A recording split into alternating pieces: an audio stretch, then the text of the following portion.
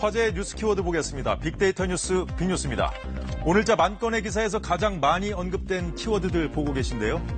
일본과 아베 신조 연관 뉴스부터 보겠습니다. 건강 이상설이 심상치 않게 제기되고 있는 아베 총리. 병원에서 긴급 검진을 받은 이후 일본 정가가 술렁이고 있다는데요. 언론들은 조기 퇴진설과 연내 중의원 해산 가능성까지 흘러나오고 있고 포스트 아베 경쟁도 빨라지는 분위기라고 전했습니다. 미국의 국방부 보고서도 화제였는데요. 북한이 핵폭탄은 최대 60개, 치명적인 화학무기도 최대 5,000톤이나 보유한 것으로 추정된다는 내용이었습니다. 정치부터 분야별 키워드 보겠습니다. 문재인 대통령과 김종인 통합당 비상대책위원장이 함께 올라왔네요.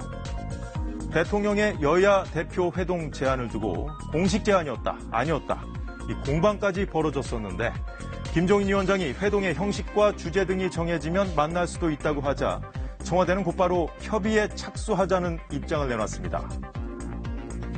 언론들은 어떤 형태든 회동이 추진될 가능성에 주목했습니다. 북한도 오랜만에 눈에 띄는데요. 올해 첫 한미연합훈련이 시작된 가운데 북한이 전투력 강화 방안을 논의하겠다며 내일 노동당 중앙위원회 전원회의를 소집하겠다고 예고해 김정은 위원장이 어떤 메시지를 내놓을지 분석한 기사가 많았습니다. 다음은 사회면 키워드인데요.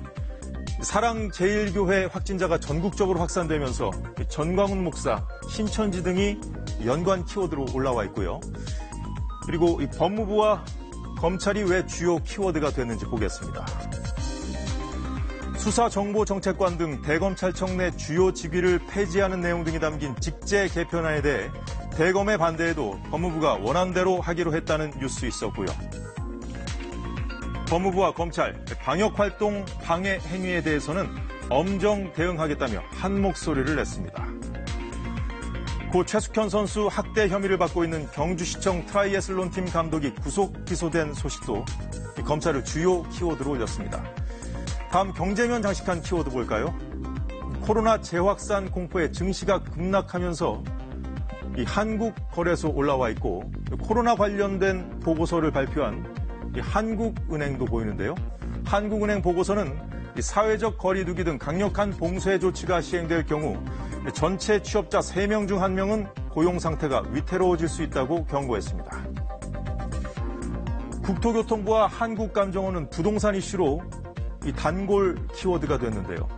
임대차 3법으로 반전세와 월세가 늘어도 이런 변화를 반영할 수단이 없어 통계는 깜깜이라고 지적한 보도와 대전과 세종, 울산 등의 집값이 많이 올라서 지방까지 규제의 풍선 효과가 나타나고 있다는 보도도 있었습니다.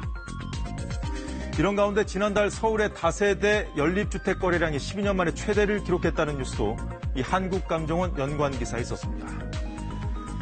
오늘 빅뉴스는 여기까지고요.